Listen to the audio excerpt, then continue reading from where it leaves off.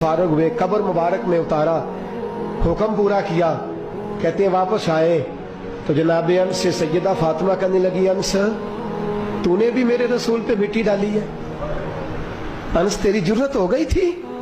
फरमाते उस वक़्त फातिमा का पहला आंसू गिरा और फिर 6 महीने हुजूर के बाद हयात रही, मैंने उसके आंसू ही गिरते देखे। लोग सो जाते, वो हुजूर के रोज़े पे जाके बैठ जाती। कहते मैं समझाता बहलाता, लेकिन फातिमा कहती अली सब्र अपनी जगह, कर्म अपनी जगह।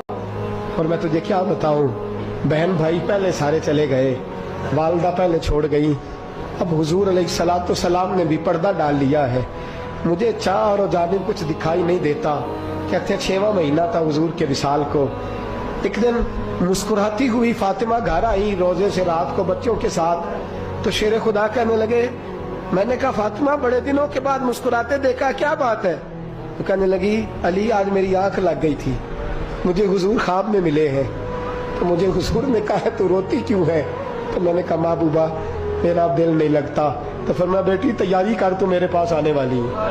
हजरत अली फरमाते बस फातिमा बीमार हुई, चंद दिन गुजरे तो मुझे बुलाया, तो कहने लगे अली वक्त जाने का आ गया है, ये अली के घर की है इज्जत अली से सुनते, नबी के घर की है इज्जत नबी से सुनते, वो जिसने मुअज़्ज़ज़ किया घराने को, हुसैन पाल के जिसने दिया जमाने को, जाने का वक्त आ गया है अली।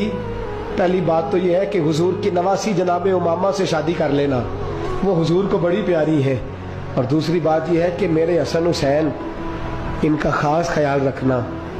और तीसरे लफ्ज कहे तो हजरत अली तड़प के रोए, कहने लगी मैंने वक्त गुजारा है, आपकी हुकूक मेरी जिम्मेदारी थे, मैं इंसान थी भूल जाती थी, अगर मुझसे कहीं कोई कमी रह गई हो तो मुझे रज़ाए इलाही से दरगुजर करना, कहीं मैं हुजूर के सामने जाके शर्मिंदा ना हो जाऊं। शेर खुदा करम अल्लाह ताला वजहुल करीम फरमाते मैंने हाथ थामा और मैंने कहा फातिमा अली का बड़ा मर्तबा था, पर जो तेरी निस्बत से कमाल था वो तेरा ही था।